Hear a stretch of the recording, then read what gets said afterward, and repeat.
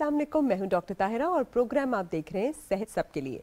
सेहत सबके लिए में हर हफ्ते आप एक नए डॉक्टर से मुलाकात करते हैं और डॉक्टर हमें यूजुअली बता रहा होता है कि हमें कौन से हिस्से में कौन सी बीमारी है, उसके लिए क्या करना चाहिए। अब इंडिविजुअल लोगों को अगर देखा जाए तो किसी का गुर्दा ख़राब है, किसी का दिल, किसी का कोई ना कोई रीजन जो है वो मुतासर होता है और फिर उस स्पेशलिटी का डॉक्टर आपको बता देता है कि भाई इसके लिए आपने ये वाली दवाई लेनी है या सर्जरी करानी है और ठीक हो जाना है। लेकिन बहुत सारे ऐसे मसाइल हैं जो कि रूट कॉज हैं और एज अ कम्युनिटी हमें जो है हम उससे जो है वो जूझ रहे हैं। इसलिए हमने सोचा कि क्यों ना आज के प्रोग्राम में हम इन जनरल जो है वो सारा का सारा डिस्कस करें कि हमारे ऐसे कौन से बिहेवियर्स हैं, हमारे ऐसी कौन सी हम अपनी रूटीन में चीज़ें कर रहे हैं जो गलत है, जिसकी वजह से हम इतना ज़्यादा डिजीज़ बर्डन हमारे ऊपर हो गया है, एज अ नेशन हम सफ़र कर रहे हैं और कैसे हम इसको प्रिवेंट कर सकते हैं। हर वक्त हम कहते हैं ना कि prevention is much better than cure. अगर हम आज ही उसको पहचान लेंगे कि भाई हमारे माशरे में, हमारी फैमिली में, हमारी सोसाइटी में हमने ये कुछ नहीं करना, ये कुछ करना है, लाइफस्टाइल में इन चीज़ों को अडॉप्ट करना है, ये वो बड़े बड़े मसाइल हैं जिनकी वजह से हम जो है वो हार्ट के या किसी भी और बीमारी का शिकार हो रहे हैं, उसको आइडेंटिफाई कर लें तो क्या ही बात है। हमारे साथ आज मौजूद हैं डॉक्टर अफजल मलिक जो कि पब्लिक हेल्थ स्पेशलिस्ट हैं। बहुत बहुत शुक्रिया डॉक्टर साहब, आप हमारे पास तशरीफ लाए। कैसे हैं आप? अल्हम्दुलिल्लाह मैं बिल्कुल। अच्छा डॉक्टर अफजल, आप सबसे पहले तो मुझे ये बताइए ना कि ये जो पब्लिक को by and large problem face हो रहा है, हमारे यहाँ सबसे ज़्यादा तो स्ट्रेस का मसला है। आजकल हर बंदा फॉर डिफरेंट रीजन स्ट्रेस्ड है और इस स्ट्रेस की वजह से फिर आपको डायबिटीज़, हाइपरटेंशन, हर चीज़ जो है इस स्ट्रेस की वजह से होने लगती है, हार्ट डिजीज। तो स्ट्रेस को एज अ कम्युनिटी हम कैसे सॉल्व कर सकते हैं? डॉक्टर ताया, thank you very much Indeed कि आपने एक इतना बर्निंग नाम लिया है जो बहुत ज़्यादा डिस्टर्बिंग है और डिसेबलिंग है and at the same time जो है निगलेक्टेड है। और मैं आपको अर्ज़ करूं कि I am so very glad कि आप अब जो स्टडी आई है उसमें है कि 75% of bodily disease are stress related, meaning thereby कि bodily disease that may be कि मुझे गैस्ट्रो का इशू आ गया और I am having acidity, I am having palpitation, it is not necessarily a heart, it is by and large it is a stress. बिल्कुल। अच्छा, अब इसको जो है दुनिया में ख़ासा अब इम्पोर्टेंस दी जा रही है और हमारी सोसाइटी में इसको बहुत ज़्यादा दी जाना चाहिए। बिकॉज बाकी जो बीमारियां हैं ना, कोई मुझे अगर कोई डायबिटीज़ है तो मैं एक इंडिविजुअली ज़्यादा सफ़र कर रहा हूँ, लेकिन if I am a stressed या कोई स्ट्रेस्ड है तो उससे नेगेटिविटी आ जाती है। जब नेगेटिविटी आएगी तो आपका अगर ऑफिस है तो वहाँ की इन्वायरमेंट कंप्रोमाइज़, आपका घर है उसकी इन्वायरमेंट कंप्रोमाइज़, क्योंकि मैं सोशली आइसोलेटेड हो जाऊंगा, I will be feeling negative about others, ऐसे कहते हैं negative view of self and the world. जब ये इतना मेरी में मनफी सोच आ जाएगी, और ये आएगी not because of my personality, ये आएगी बिकॉज ऑफ बीमारी, तो वो बीमारी को हम क्यों ना अब लोगों को इतना शऊर और आगाही दें कि ये एक इशू है। और व्हाट इज़ दैट कि वो आपको कोई भी चैलेंज है, हाँ वो आपका फिजिकल है, हाँ वो आपका एक्सटर्नल है, इंटरनल है, जब आप समझते हैं कि मैं आपको कोप अप नहीं कर सकता हूँ तो दैट क्रिएट्स अ प्रॉब्लम जो कि बहुत ज़्यादा तवज्जो का तलबगार है। अच्छा, अब आप मुझे बताइए कि हमें पता है कि स्ट्रेस की वजह से लोगों को आईबीएस हो जाता है, इरिटेबल बाउल सिंड्रोम, ब्लोटिंग हो रही है, कभी डायरिया हो रहा है, कभी कॉन्स्टिपेशन, पेट में दर्द, वो समझते हैं, वो जाते रहते हैं गैस्ट्रोएंटरोलॉजिस्ट के पास। स्ट्रेस की वजह से ही हेडेक्स भी होने लगते हैं, ये जो ब्लड प्रेशर रेज हो जाता है। अब आपने कहा कि स्ट्रेस तो है, बहुत सारे फैक्टर्स में हैं, तो कैसे अपनी ये मनफी सोच को ख़त्म किया जाए? What is the ideal way to fight stress? वो मैं एक तरह जब एक अगले दिन जैसे आप सेमिनार कंडक्ट कर रही थी तो एक सेमिनार था, उसमें था कि अगर किसी भी बीमारी के साथ आपने नबर आजमा होना है तो you have to have some believe, आपको कहीं ना कहीं किसी जगह पर, तो हमें हमारा जो ये नेगेटिविटी है ना, हम अपने फेथ से इसको एक तो काम कर सकते हैं। ठीक है। सेकंड ये है कि आप अपना लाइफस्टाइल चेंज करें। ठीक है। उसमें क्या है कि आप अपनी डाइट ऐसे लाइक्स और डिसलाइक्स की पूरी लिस्ट बनाएं। जो लाइक्स हैं उनको आप प्रैक्टिस करना शुरू करें, जो डिसलाइक्स हैं उनको अवॉइड करना करें। एक्सरसाइज में चले जाएं, आप मेडिटेशन में चले जाएं, आप वो कहते हैं ना remembrance of God will give you the peace, तो वो उसमें तो आप उसको में तो कोई रिसर्च की जरूरत नहीं है। बेसिकली स्ट्रेस जो है वो उसमें अगर आप तवक्कल करते हैं, हम अल्लाह का नाम तो बहुत ज़्यादा लेते हैं, जिक्र करते रहते हैं, लेकिन सिर्फ और सिर्फ अल्लाह का नाम लेना या बज़ाहिर तौर पे रिलीजियस दिखना काफ़ी नहीं है। आपने ये हमेशा यकीन रखना है कि जो हो रहा है अच्छे के लिए हो रहा है और खुदा मुझे संभाल लेगा। इस पर लेंगे एक छोटा सा ब्रेक, हाजिर होते हैं ब्रेक के बाद। देखते रहिए सेहत सबके लिए।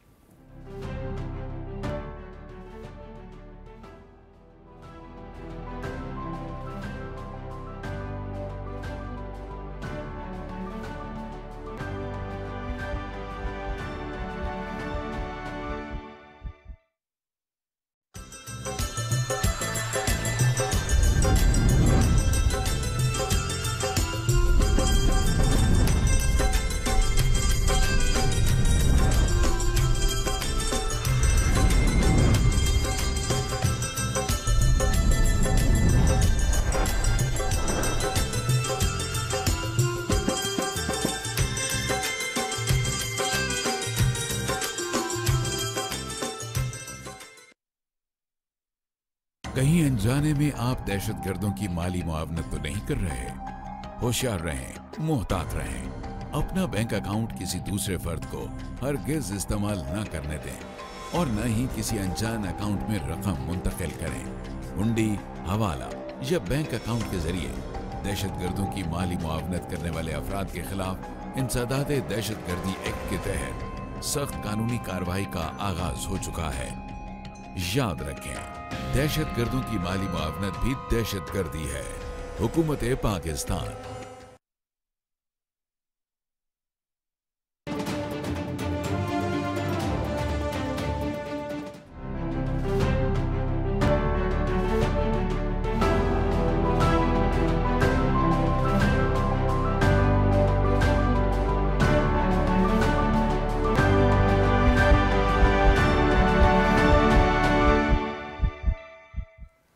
Welcome back after the break. Programme देख रहे हैं सेहत सबके लिए और हमारे साथ डॉक्टर अफजल मलिक हैं, पब्लिक हेल्थ स्पेशलिस्ट, और हम बात कर रहे हैं कि by and large as a community कौन कौन सी प्रॉब्लम्स है जिसको हम फेस कर रहे हैं और हमने उनको कैसे जो है वो फाइट करना है। स्ट्रेस की हम बात कर रहे थे और उन्होंने कहा कि तवक्कल या फेथ बड़ा इंपॉर्टेंट है। फेथ महज मजहब को नहीं कहते बल्कि इस यकीन को कहते हैं कि जो आपके साथ होगा वो इवेंचुअली ठीक ही होगा और आपने कुछ जो है वो अल्लाह पे भी छोड़ना है और बाकी अपने एफर्ट पूरी करनी है। अच्छा डॉक्टर साहब, फेथ की तो हमने बात की, लेकिन आपने एक्सरसाइज वाली बात की और एक्सरसाइज डेफिनेटली हर डॉक्टर जो हमारे पास आता है वो यही बताता है कि हरकत में बरकत है, हैप्पी हार्मोन्स, एंडोर्फिन्स रिलीज होते हैं, आपको बाकी सारी बीमारियां नहीं होती।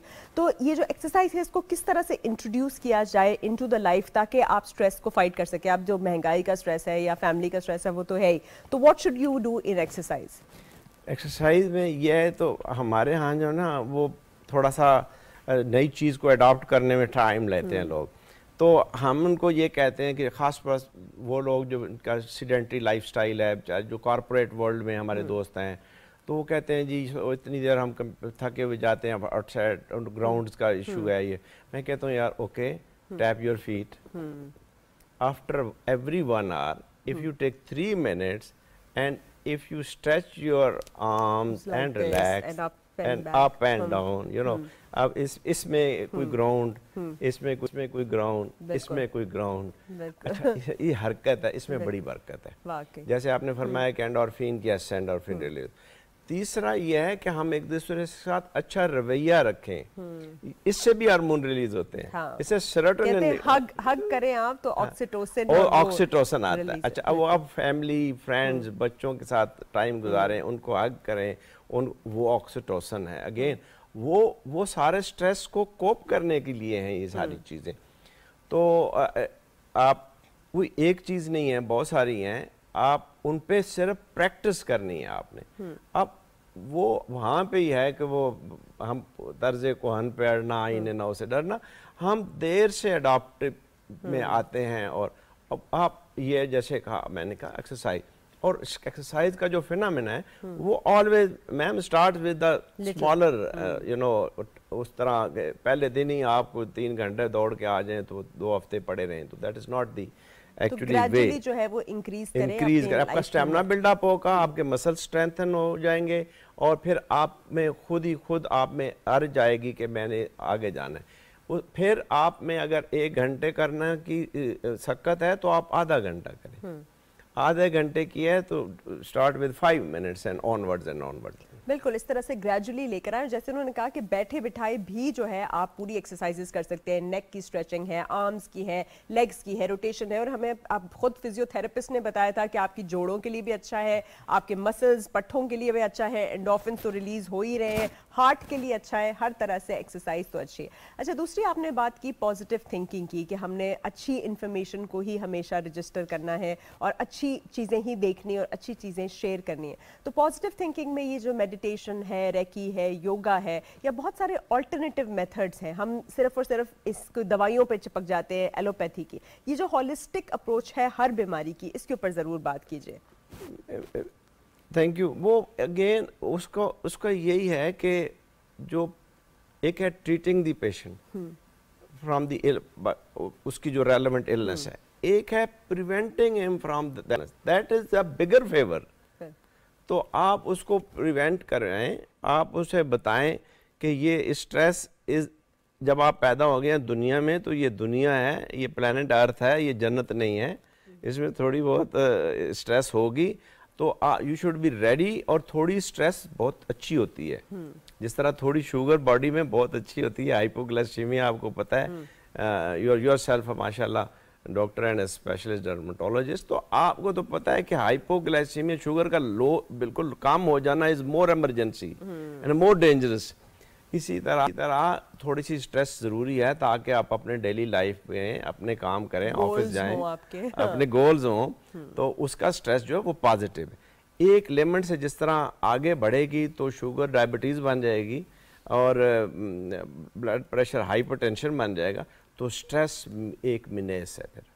फिर स्ट्रेस का आप अगर चूज कर, स्टडी एक ये आई थी कि अगर किसी को स्ट्रेस और डिप्रेशन है और एट द सेम टाइम उसे कोई बहुत बड़ा मेजर एक्सीडेंट हुआ हुआ है और उसका बहुत बड़ा कोई मैसिव हार्ट अटैक हुआ है, तो उसको अगर चूज करना है, उन्होंने दुनिया में आइडेंटिफाई किए हैं कि जिनको तीनों को एट ए टाइम एक ये सारे एपिसोड हुए हैं, तो उन्होंने कहा कि जी आप हमें बताएं कि अगर आप इन सब में से चूज करना हो तो which one you would like. उनका जी इसके अलावा स्ट्रेस डिप्रेशन का कुछ भी मुझे हो जाए, तो ये इतना डिस्टर्बिंग है, ये इतना डिसेबलिंग है, फिर ये सोसाइटी के लिए खराब है। अगर मैं स्ट्रेस्ड हूँ और सोसाइटी स्ट्रेस्ड है, वो सारे नेगेटिव हो जाएंगे, सारी सोसाइटी में एक हैवॉक हो जाएगा। तो बेसिकली मायूसी कुफ्र है, और कोई भी इंसान जो किसी भी मीडिया के ऊपर इस तरह मायूसी फैला रहा हो और हर वक्त जो है ना उम्मीदी की बुरी बातें कर रहा हो, जिसमें हर चीज़ तबाह हो गई, फना हो गई, आपने इन चीज़ों को बिल्कुल अवॉइड करना है। अपने बच्चों को भी ऐसी इन्फॉर्मेशन से बिल्कुल एक्सपोज नहीं करना है। जहाँ तक बात हमने मेडिटेशन या योगा की, कुछ लोगों को जैसे वो तिलावत करते हैं या नमाज पढ़ते हैं उसमें होती है, कुछ लोग आराम से बैठ के डीप ब्रीदिंग एक्सरसाइजेस करते हैं डिफरेंट पॉस्चर्स में, कुछ लोग म्यूजिक सुनते हैं, कुछ लोग भागते हैं, एक्सरसाइज करते हैं। लेकिन अपने लिए ये मी टाइम अलग करना और इसको आइडेंटिफाई करना कि कौन सी चीज मुझे तंग कर रही है और मैंने कैसे फाइट करना है, बड़ा ही जरूरी है। अच्छा, कॉलर को ले लेते हैं सबसे पहले, फिर वापस आते हैं। जी अस्सलाम वालेकुम, कौन है हमारे साथ और कहां से है? जी मैं साइमा बात कर रही हूँ सहीवाल से। जी साइमा, क्या पूछेंगे आप? मैंने डॉक्टर साहब से सवाल करना है कि मेरे ना मेरे में दर्द बहुत ज्यादा रहता है। मसलन मैं रोटी आम से सिंपल खाना, सादा भी खाना खाऊं तो मुझे दर्द बहुत ज्यादा होता है जी। तो डॉक्टर से भी दवाई ली है तो उन्होंने कहा कि ठीक हो जाएगा, तो लेकिन मेडिसिन लेने की वजह से भी ठीक नहीं हो रहा। अच्छा, एक तो आप मुझे बताएं कि आपको ऊपर की तरफ खाना आता है? हाँ जी, ऐसे लगता है कि जैसे ना कोई चीज गले में अटक जाती है। गले में अटक भी जाती है। और आपको साथ कोई पेचिश या कब्ज रहता है? नहीं, टेस्ट वगैरह तो कुछ भी नहीं करवाया। तो हम गांव में रहते हैं तो यहीं से दवाई ली थी, लेकिन तकरीबन आज 8-10 दिन हो गए हैं। अच्छा, 8-10 दिन से खाना ऊपर आ रहा है और दर्द हो रही है? हाँ जी, हाँ जी, दर्द होती है। अच्छा ठीक है, चलिए आप आंसर सुनिए, कुछ पूछना चाहेंगे आप उनसे, वरना मैं इनको जवाब दे दूं। जी बस ये रिगर्जिटेशन इनको हो रही है, जैसे आपने, तो अब पूछना ये है कि आपकी एज क्या है, वजन कितना है? वो अब रख दिया है फोन हमने। मेरी एज 34 साल। 34 साल इनकी उम्र है, और वजन कितना है? वजन तकरीबन है ज्यादा है कि कम है? हाँ जी, 62। अच्छा ठीक है, वजन ओके, तो ठीक है। परेशान रहती हैं, खुश रहती हैं, एक्सरसाइज करती हैं? टेंशन वाली तो कोई बात नहीं होती, वैसे ही हम काम करते तो गैस ज्यादा हो जाती है, खाना खाया तो हजम नहीं होता। ओके, एक्सरसाइज का नहीं बताया आपने? हाँ जी। अच्छा, आप वर्जिश वगैरह करती है, वो ये पूछ रहे हैं, बहुत ज्यादा खाना खा के बहुत ही चिकना खाना खाया लेट गए, ऐसा तो नहीं करती? मैं एक सिंपल सादा खाना, एक रोटी वगैरह। अच्छा चले, थैंक यू, बहुत शुक्रिया। आपकी आवाज़ जो है एक्चुअली कट रही है। तो डॉक्टर साहब इन्होंने यही बताया कि इनके जो मैदे में जो है वो तकलीफ हो जाती है, और उन्होंने टेस्ट कोई नहीं कराया। तो अव्वल तो आप जाके पहले टेस्ट कराएं कि खुदा ना खासा कोई एच पाइलोराई तो नहीं है, कोई ऊपर की तरफ आ रहा है तो कहीं कोई ब्लॉकेज जैसे हो जाती है वो तो नहीं है, और अगर ये सब नहीं भी है तो कुछ अरसे के लिए आप जो है वो ओमिप्राजोल जो होती है, प्रोटॉन पंप इनहिबिटर जिसे हम कहते हैं, राइजक की गोली होती है, वो सुबह के वक्त खाना, बहुत हैवी ना खाना, और खाते ही ना लेट जाना, और साथ जैसे डॉक्टर ने कहा एक्सरसाइज करना वो बड़ा जरूरी है। अच्छा डॉक्टर साहब ये बताइए ना, बहुत सारे लोगों को IBS है, इनको तो खैर शायद कोई मसला होगा इस वक्त, तो IBS आप क्या सजेस्ट करते हैं उनको? अगेन जो उसका सबसे इम्पोर्टेंट है वो ये है कि वो एक्सरसाइज और लाइफस्टाइल चेंज करें। वो अपनी एक्सरसाइज पे आएँ, जैसे फिर आपने फरमाया कि अपना फेथ ठीक रखें, अपनी मेडिटेशन में आएँ, अपने फैमिली और फ्रेंडशिप प्लेयर ड्राइव करें, जो कि हम उसको विटामिन F कहते हैं, वो जो मार्केट से नहीं मिलता। हाँ। वो फ्रेंड्स एंड फैमिलीज से मिलता है। वो हमने खत्म कर दिया ना, हम एक्चुअली सोशल मीडिया के ऐसे गुलाम हो गए कि हम बैठ के भी एक जगह पे फैमिली और फ्रेंड्स से बात नहीं करते, हम उसमें स्क्रीन में बैठे रहते हैं। तो ये हम अपने साथ अच्छा नहीं कर रहे, हम अपने साथ कुछ अच्छा नहीं कर रहे। तो एक ये है, फिर एक्सरसाइज है, फिर ये कहना कि मुझे कुछ नहीं है, ये हम इसको पूरी तरह बाय नहीं करते। हम she needs a complete evaluation. बिल्कुल, ऐसे टेस्ट जो हैं आपने जाके ज़रूर कराने हैं, और डॉक्टर को बताना है यहाँ पे अगर कहीं खुदा ना खास्ता ब्लॉकेज है, इधर कोई हर्निया ऊपर की तरफ तो नहीं आ रहा, बहुत सारे रीजंस हो सकते हैं जिसकी वजह से आपको इस तरह का पेट में जो दर्द है वो हो सकता है, तो उसका पूरा मुआयना करा लें। अच्छा डॉक्टर साहब, अब हम एक और बात पे आते हैं कि ये सोशल मीडिया की तो हम बात कर ही रहे थे, तो इसके ऊपर पहले आपको याद होगा कि पहले मीडिया पे स्मोकिंग बहुत ज़्यादा एक ट्रेंड था, उसके बाद अब जो है उन्होंने उसको गानों के साथ अटैच करके कुछ निकोटीन पाउचेस बना दिए हैं जिसको ट्रेंडी बना दिया, सिंगर्स भी और सेलिब्रिटीज़ भी पैसे लेके उसको स्पॉन्सर कर रहे होते हैं। तो ये जो स्मोकिंग का ट्रेंड है हमारे यहाँ, स्मोकिंग, नस्वार, पान, गुटखा, वेप, व्हाटएवर, इसको, इसके बारे में पूरा बताइए। इसके डेंजर्स तो हम बताते रहते हैं, लेकिन लोग इसको कैसे छोड़ें? पहले तो इसको ये शुरू कैसे होता है? शुरू होता है कि ये कोई हमारे अंदर कोई नीड नहीं है कि हमें इसकी प्यास लगी है या हमें इसकी भूख लगी है, ये सोशल प्रेशर है, कोई लगा देता है, या हैव अ पफ, हाँ दरम देख लो प्लीज, ले लो थोड़ा सा। तो पहला तो ये है कि पेरेंट्स एंड वो सारे लोग they should be alert and alive के यार जहाँ स्मोकर्स कोई बैठा हुआ है ना उसको डिस्करेज करें। और इसमें हमारी जो है ना, हमारी 50+ % ख़वातीन की है, वो इसमें बड़ा पॉजिटिव रोल कर सकती हैं। वो एज ए मदर कर सकती हैं, एज ए सिस्टर कर सकती हैं, एज ए फाइनेंसी कर सकती हैं, जो पहले डिमांड ये रखें कि अगर मेरी जो स्मोकर है शुड नॉट कम शादी नहीं करूंगी। वाकई आप देखिए, स्मोकर के तो दांत भी खराब, मुंह से बू, वैसे उसकी हर चीज खराब होती है, हर पुर्जा खराब होता है। Sitting with the smoker is sitting with the ashtray. Exactly. और पैसिव स्मोकिंग भी तो बहुत है। एक पफ में 4000 एलिमेंट अभी तक डिस्कवर हो चुके हैं जो डेंजरस हैं for human health, including cancer, including foliage, ये for the consumption of everyone. मैं उसको simplify, foliage, heart attack, renal failure, ये एम्पुटेशन, जी बिल्कुल, क्योंकि व्हाट नॉट, बिल्कुल, क्योंकि खून की जो रगें हैं उसी उनको सुकेड़ना है, उसने सुकेड़ना है। अच्छा, अगर वो आंखों की सुकेड़ रहा है तो आई इफेक्ट, कानों की हेयरिंग इम्पेयरमेंट हो रही है, दिमाग की स्ट्रोक हो रहा है, इधर है तो हार्ट अटैक हो रहा है, इधर है तो रीनल फेलुअर हो रहा है, इधर है तो एम्पुटेशन हो रही है। जी।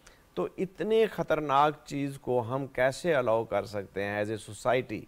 अब हर चीज़ गवर्नमेंट और लेजिस्लेशन में नहीं है, हमारी as a society, as a public भी हमें अपना रोल प्ले करना है। बिल्कुल इस चीज़ को, और अगर आप छोड़ना चाह ही रहे हैं तो फिर आप ब्यूप्रेनोन या ऐसी चीज़ें होती हैं निकोटीन पैचेस पे जाएं और फिर इवेंचुअली उसको आप छोड़ सकते हैं। उसकी बहुत सारे गम्स और अल्टरनेटिव्स मौजूद हैं जिसमें कि निकोटीन नहीं है। आहिस्ता आहिस्ता आप अपनी आदत बिल्ड करते हैं अल्टरनेटिव्स के साथ। नेक्स्ट कॉलर की तरफ। जी अस्सलाम वालेकुम। अस्सलाम वालेकुम जी कौन सा आप बोल रहे हैं और कहाँ से? मैं जाहिद बात कर रहा हूँ जी, सवाबी तोरनेर से। जी जी क्या पूछेंगे आप जाहिद साहब?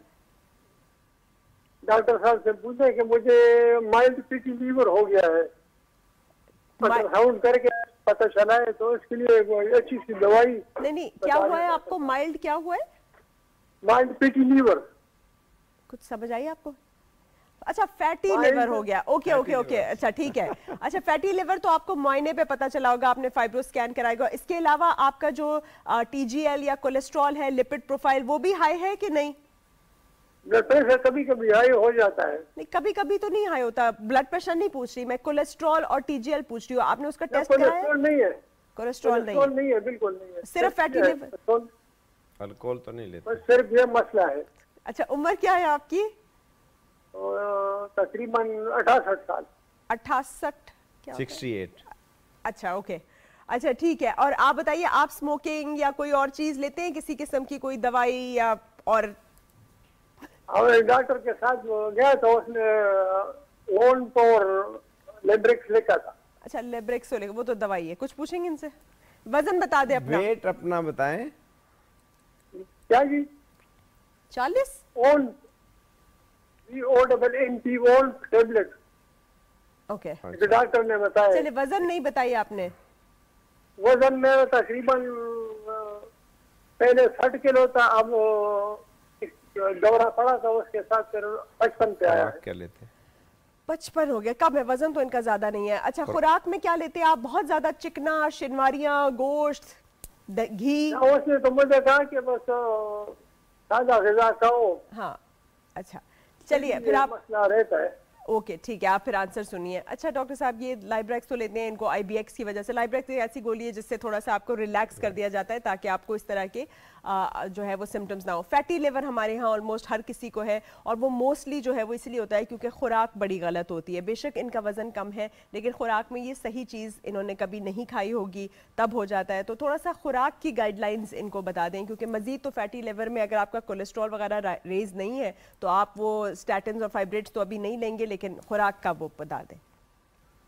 जी खुराक में ऐसा है कि जो सबसे ज़्यादा डेंजरस चीज़ है वो ये वाइट क्रिस्टल शुगर है। ये जो सेकंड जो आप आजकल ड्रिंक्स हैं जितने भी ये कोले शोले, हाँ। इनसे अवॉइड करें, ये सबसे ज़्यादा कंट्रीब्यूट कर रहा है इन फैटी लिवर में। अच्छा जी देखिए हम लोग समझते हैं सिर्फ चिकना, लेकिन चीनी भी बहुत इम्पोर्टेंट है। चिकना चीनी हाँ, ये कन्वर्ट हो जाती है इनफैक्ट उसमें, वो ज़्यादा डेंजरस है। हाँ।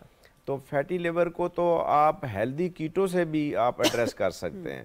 तो ये किसी वक्त आपसे आप आएँ तो इनको हेल्दी कीटो पे लगाएं और हेल्दी लाइफस्टाइल पे आएँ, एक्सरसाइज पे आएँ और अपना जो लिवर है उसकी जो देखें, और इनको कोई हेपेटाइटिस B, C एट्सेट्रा ये सारा रूल आउट करवा लें। उसके बाद फैटी लिवर जो है ना वो ये रिवर्स कर सकते हैं। ग्रीन टी इसमें बहुत इंपॉर्टेंट रोल प्ले करती है।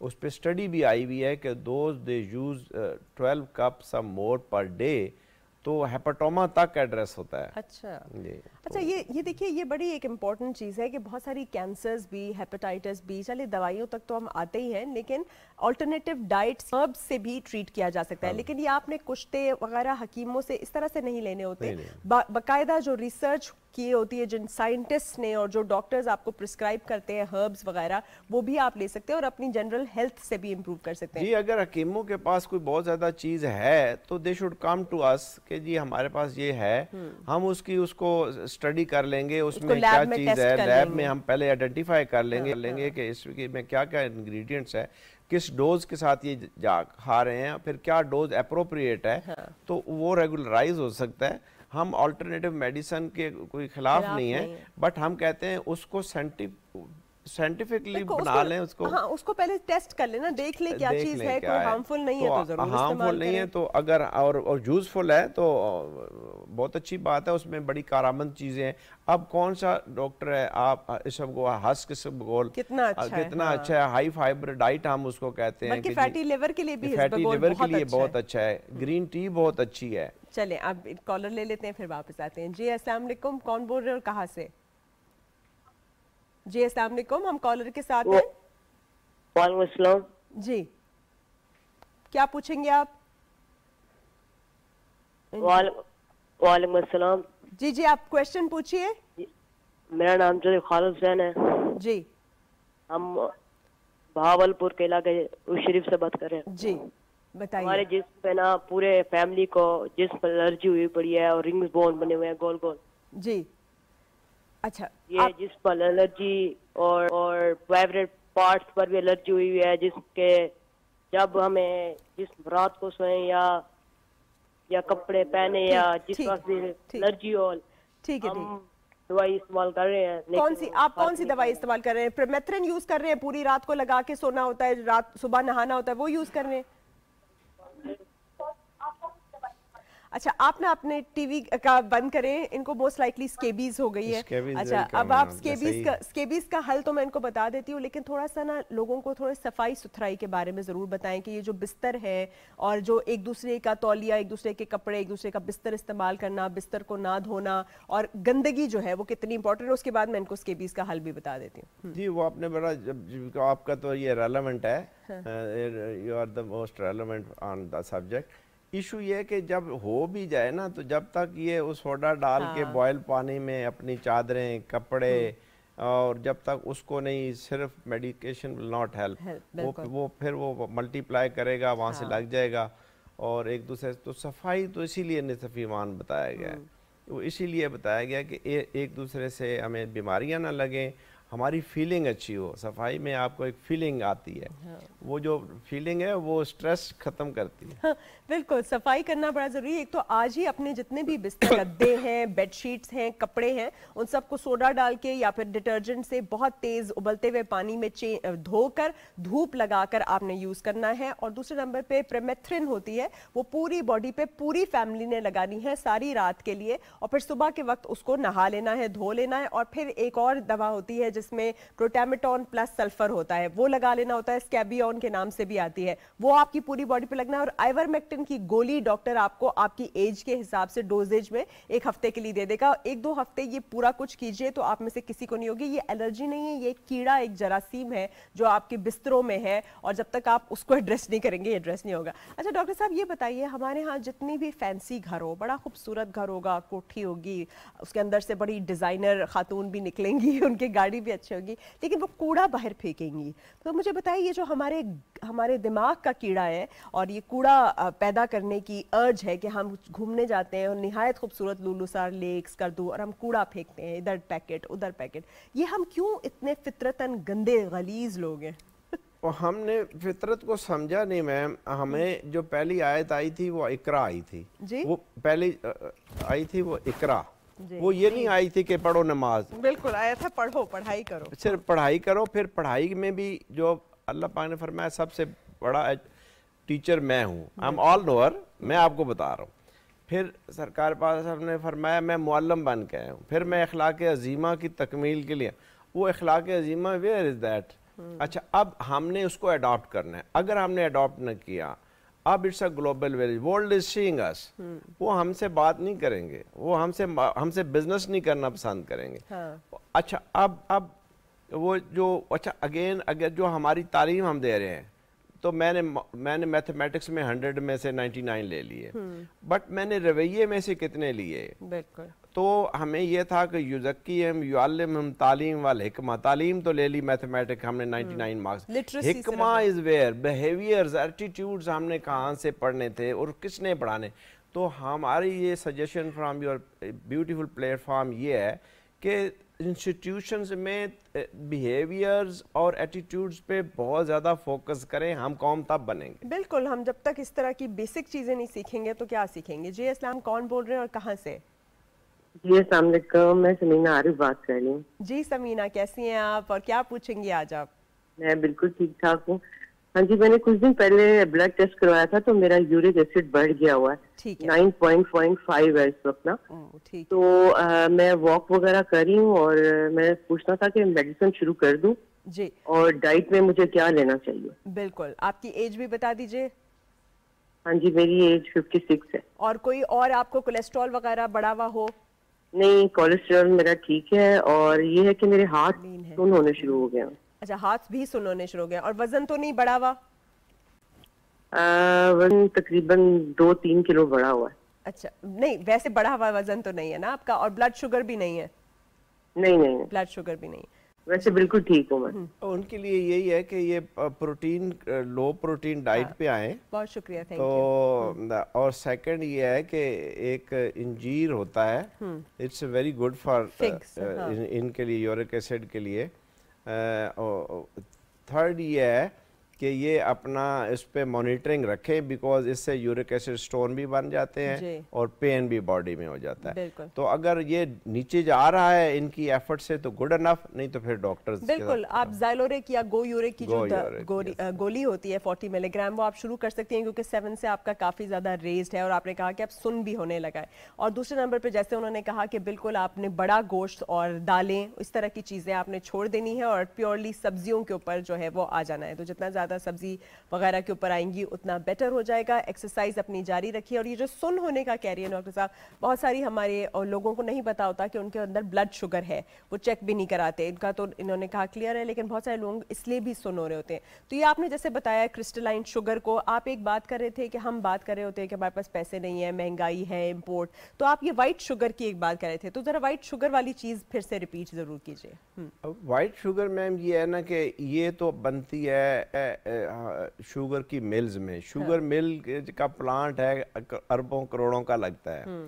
तो एक तो ये है कि हम इसी का जो बनती है शुगर केन से, गन्ने से ही है। अगर वही गन्ना अगर छोटा जिम्मेदार बेचारा उसको गुड़ की शक्ल में बनाए और उसमें भी वो केमिकल ना डाले, उसका नेचर रखे, उसको भी वाइट करने के लिए कई दफा कोई केमिकल हम असल में अपने आप को भी और हर चीज को सफेद कर रहे होते हैं। अच्छा, हम सफेद कर रहे हैं, हमारा कोई हमें पता नहीं क्या है ये प्रॉब्लम। अच्छा, हालांकि हमें अपनी पर्सनैलिटी को वाइट करना चाहिए, तो हम अपनी सारी चीजें एनीवे तो ये है कि वो एक तो गुड़ का जो है हमारा छोटा जिम्मेदार को बहुत फायदा होगा।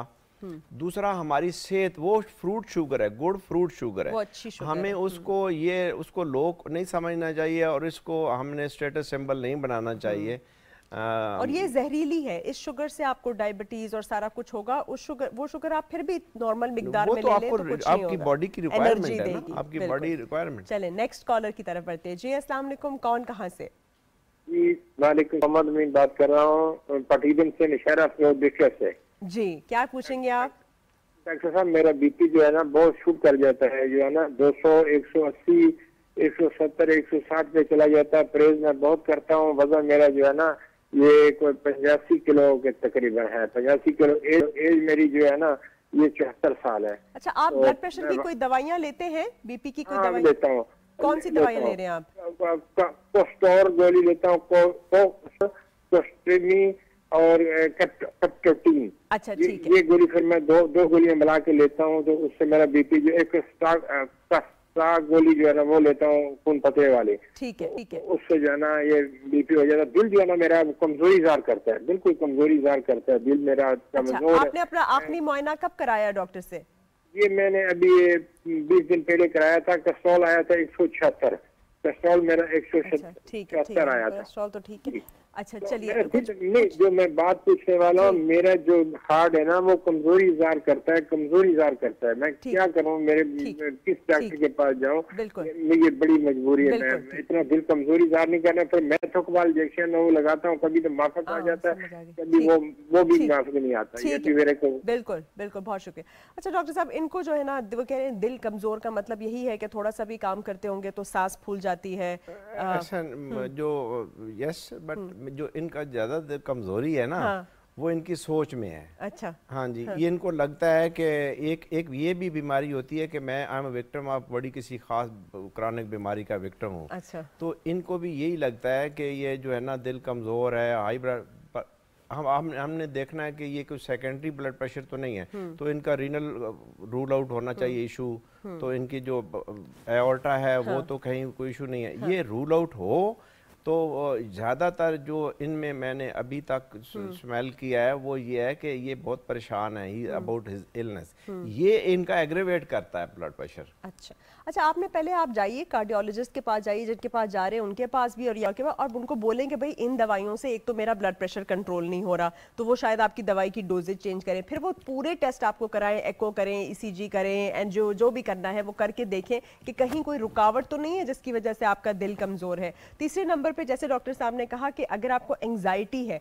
तो उसके लिए फिर कार्डियोलॉजिस्ट जब क्लियर चिट दे देता है तो फिर आप साइकाइट्रिस्ट के पास जा सकते हैं और शायद वो आपको कोई एंग्जियोलिटिक मेडिसिन दे दे, या मेडिसिन नहीं भी तो आप अपनी लाइफस्टाइल के अंदर थोड़ी सी पीस ले आएं ताकि आपका दिल जो है वो कमजोरी से सुकून में आ जाए। अच्छा डॉक्टर साहब, हम इनको ये भी तो गाइड कर सकते हैं कि ये डाइट में कौन कौन सी चीजें लें जिससे इनको थोड़ा सा एनर्जी भी मिल जाए और इनका दिल भी मुतासिर ना हो।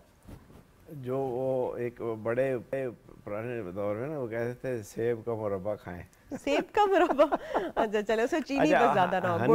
हनी लें, उसको हनी टी बना के लें, खजूरें खाएं, अच्छा उससे एनर्जी भी आएगी और ब्लड प्रेशर के लिए भी ठीक है, ब्लड प्रेशर के लिए अच्छा है, दिल उसमें पोटेशियम है, इनका ब्लड प्रेशर के लिए अच्छा है और इनके हार्ट के लिए अच्छा है और इनके लिए फीलिंग के लिए अच्छा। शुगर आपको पता ना थोड़ा सा अच्छा बूस्ट दे देती है, लेकिन शुगर नेचुरल हो और फ्रूट से हो तभी ज्यादा अच्छी होती है। और फुल फ्रूट, जैसे डॉक्टर साहब ने कहा था कि इसबगोल बड़ा अच्छा है, आपकी फाइबर अच्छी है, कॉन्स्टिपेशन कम हो जाती है। उन्होंने इंजीर बताया था गाउट के लिए, यूरिक एसिड के लिए, और अभी उन्होंने कहा कि आप सेब का और इस तरह के अच्छे फ्रूट का इस्तेमाल करें, थोड़ा सा चले फिरे और जाके डॉक्टर से पहले रूल आउट करा ले।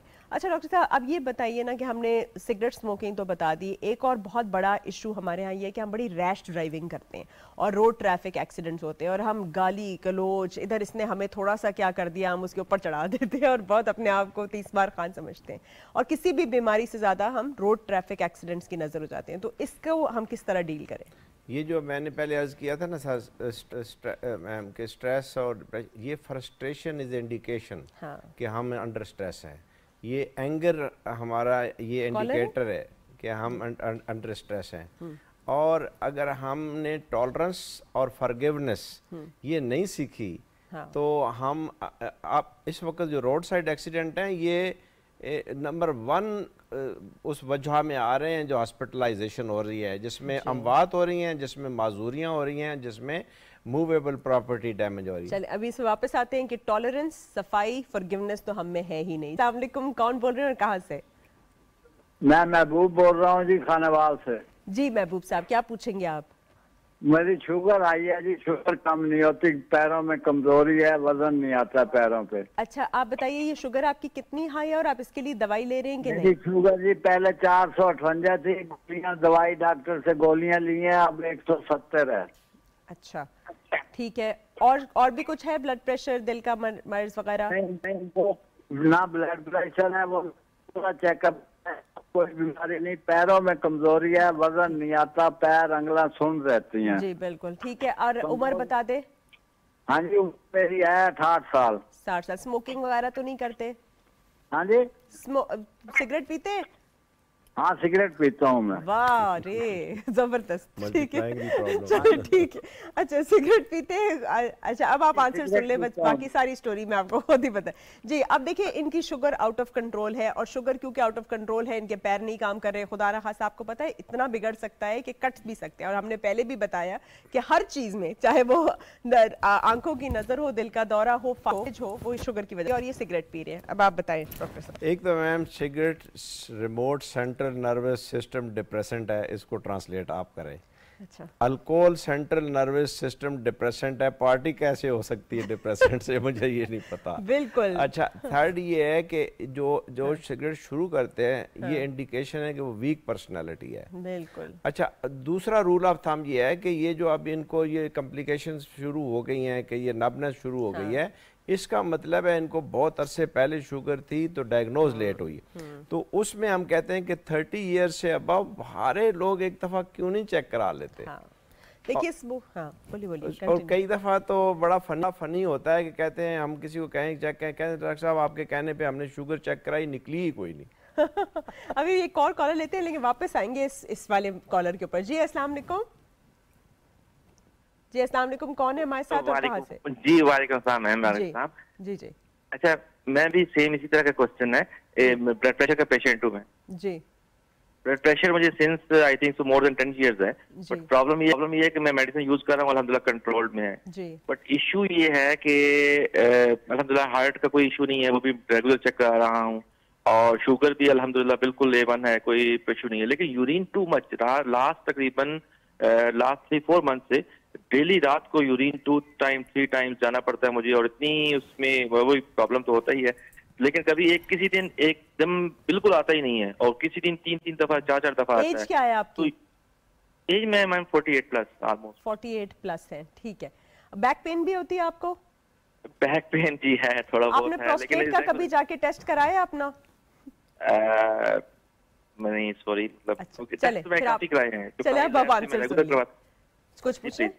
नहीं कुछ नहीं पूछना, पहले अच्छा जगह से जाके अल्ट्रासाउंड कराएं ताकि आपका प्रोस्टेट जो है रूल आउट हो, और फिर अपना यूरिन टेस्ट कराएं ताकि उसमें कोई इन्फेक्शन है तो वो भी एड्रेस हो जाएगा।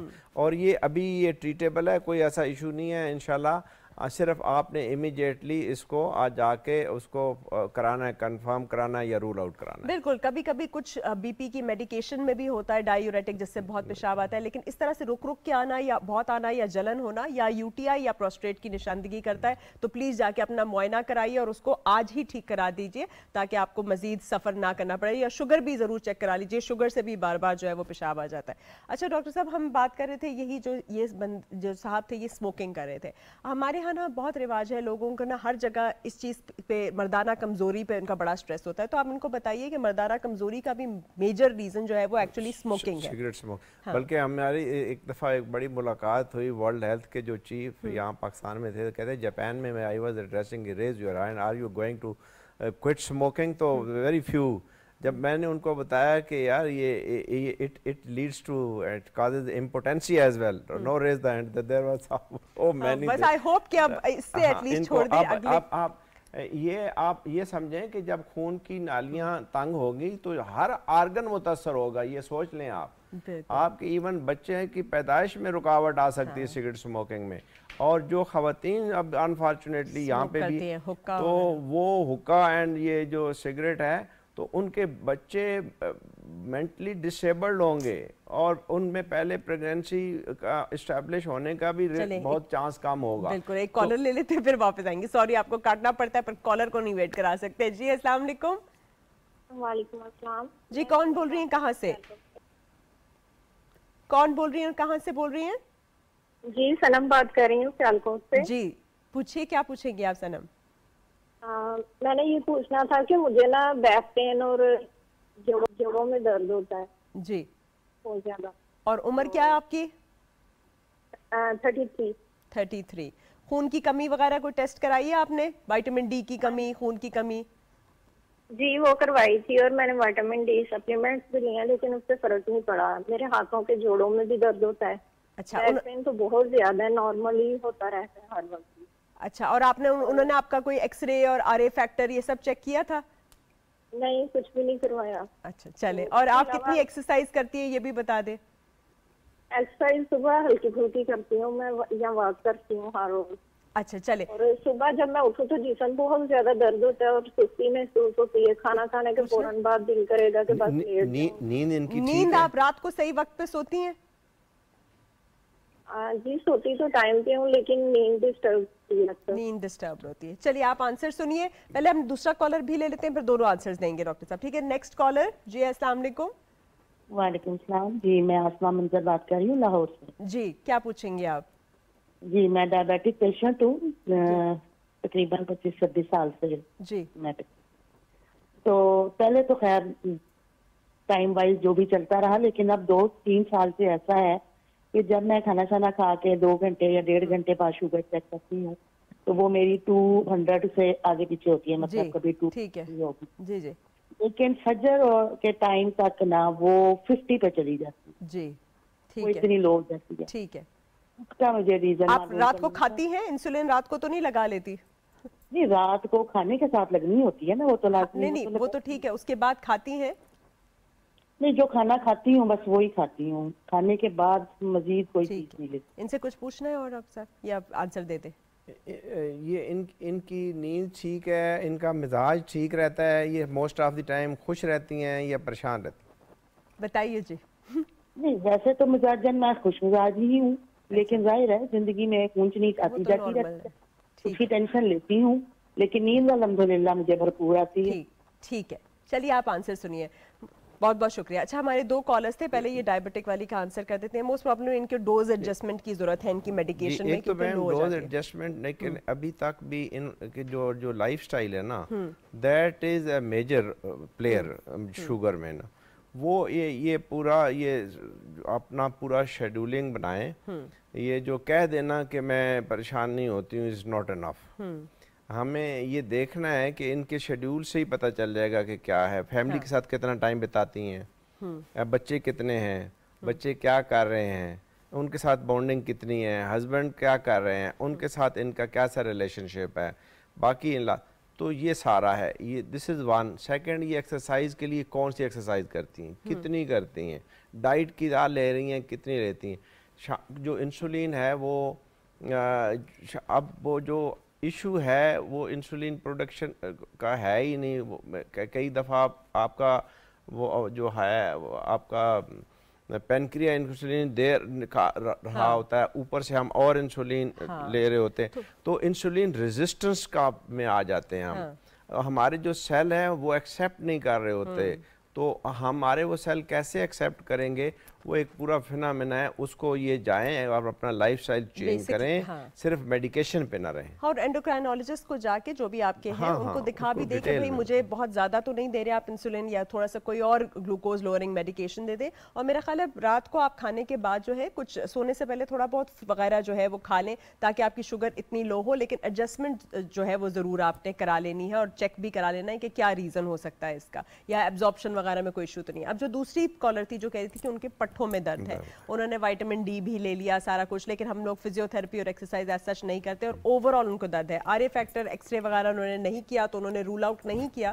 कि उन्हें रूमेटॉइड आर्थराइटिस या कोई और मसला तो नहीं है। लेकिन ओवरऑल ये जो फाइब्रोमाइल्जिया, थकन, लो एस्टीम, लो सेल्फ एस्टीम, इसका बता दें। उसके लिए ये है कि ये एक तो ये समझें कि मुझे ठीक होना है, जब तक रेजिलियंस नहीं आएगी तो वो ये नहीं ठीक होगा। कोई शुगर है, ब्लड प्रेशर है, दर्द है, तो एक तो उस अपने अंदर एक विल लेके आए कि यस मुझे दुनिया में आया हूँ, मुझे इसमें सारे इश्यूज आएंगे, मुझे इनके साथ जीना है और मुझे इनके साथ जीतना है इसको। तो you win the war against the illness. तो ये जब ये ख्याल इनमें आना चाहिए, और ये जो दर्द हैं और फिर ये जो मोस्ट ऑफ द माइल्जियाज हैं ये स्ट्रेस रिलेटेड हैं जी, और वो थोड़ा सा अगेन स्ट्रेस को एड्रेस करें, लाइफस्टाइल चेंज करें। अच्छा डॉक्टर साहब, इसमें हम थोड़ा सा स्ट्रेस की बात इतना कर ही रहे हैं, हमने बताया उनको कि एक अच्छी healthy balanced nutritious diet, exercise, deep breathing exercises की बात करते हैं। अगर माइंडफुलनेस जिसे कहते हैं या डीप ब्रीदिंग एक्सरसाइजेस, थोड़ा सा आप भी उसके ऊपर गाइड कर लीजिए कि कौन सी वो एक्सरसाइजेस करें जिससे वो डीप ब्रीदिंग करें, अच्छी अच्छी बातें सोचें। बहुत अच्छा आपने कहा। एक तो मैम हम पानी बहुत कम पी रहे हैं, हाइड्रेशन कम है, ठीक है, और हमें ये देखना चाहिए कि मैं तो लोगों को कहता हूँ कि जो पानी और सांस है ना, ये सेहत के लिए ज़रूरी नहीं है, ये ज़िंदगी के लिए ज़रूरी है। जैसे आपने फरमाया सेहत सब के लिए, ये तो वर्ल्ड हेल्थ का स्लोगन था कि जी हेल्थ फॉर ऑल।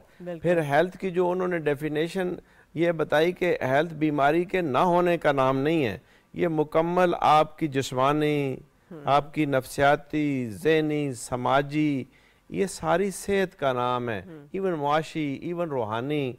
तो अगर मैं कैसे हेल्दी रह सकता हूँ कि मैं 24 घंटे नेबरों से लड़ा हुआ हूँ, ऑफिस में मैंने शोर मचाया हुआ है, तो I am not socially healthy.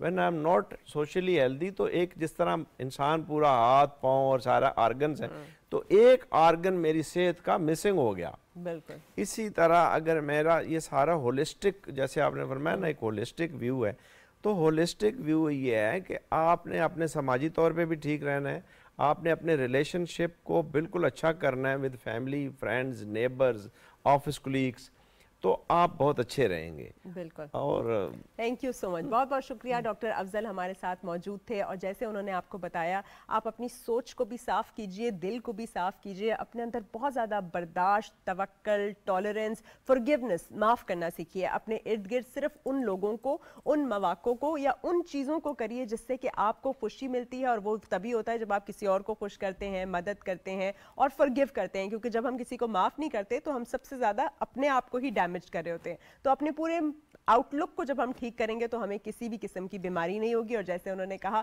कि बहुत सारी exercise, balance diet, positive thinking और अपनी सोच को पॉजिटिव बनाना जो है वो हमारे लिए बहुत ज़्यादा ज़रूरी है। देखते रहिए सेहत सबके लिए, इंशाल्लाह फिर मुलाकात होगी। अल्लाह हाफिज़।